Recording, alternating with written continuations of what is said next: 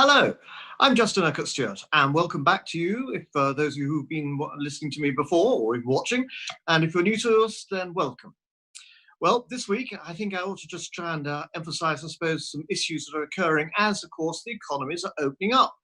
That's good news, isn't it? It is good news. The economy starts moving, and the enthusiasts are doing precisely that.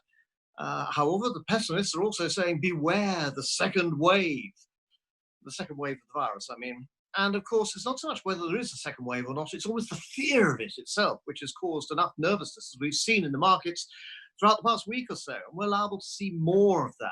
So be prepared for this volatility. And as we've discussed before, volatility is frightening. It hits that one word that runs any economy and market, which is confidence. But for the brave, it provides the opportunities, if you think, of course, that actually the global economy is going to recover and be good in the longer term, which I think it will. But there'll be issues which I'm afraid I can't foresee, but no doubt will be affecting us, but we have to be prepared for that. Now, one area I'm always very keen on, if only because of part of my background, it is actually because of the issues of affecting the developing and emerging economies. These are very exciting, but also potentially very dangerous as well. And we've seen certainly some really terrible figures coming out, and it's hardly surprising. Give you some numbers that you've got year on year at the moment. We've had Russia at the moment seeing not only its ruble, but also its market down quite considerably. But India down 18%. We've had Indonesia, my old part of the world, down 22%. Philippines, 20%. Singapore even, which is not a developing nation, down 18%, and Thailand down 13%, and on you go. Perversely, you then find others in the same region, even members of ASEAN, like Malaysia, only down by 3% and South Korea, down by 4%, and Thailand actually was up a bit, but it's actually only been down by about 5% at the moment.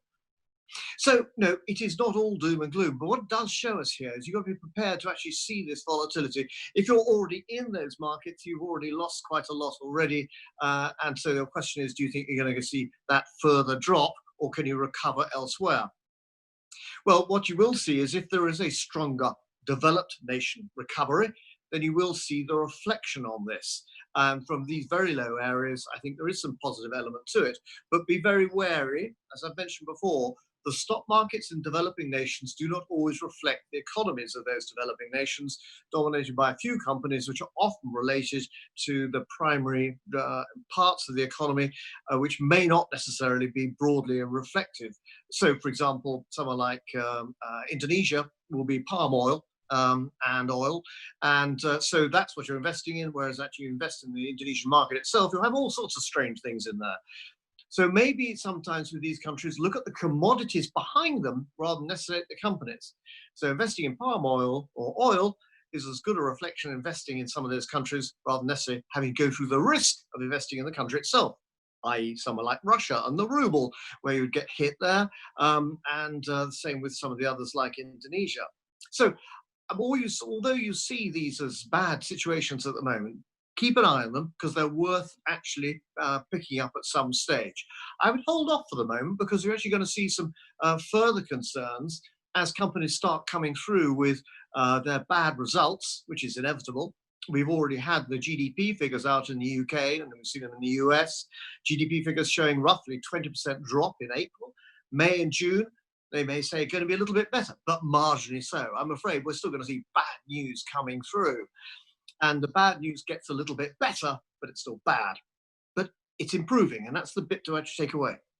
So I thought maybe next week we look at the portfolio for the future to maybe start looking at what we should be investing in for the medium term on a relatively low risk basis to try and protect our assets. In the meantime, stay well, and I look forward to hopefully see you again in the near future, maybe next week. Goodbye.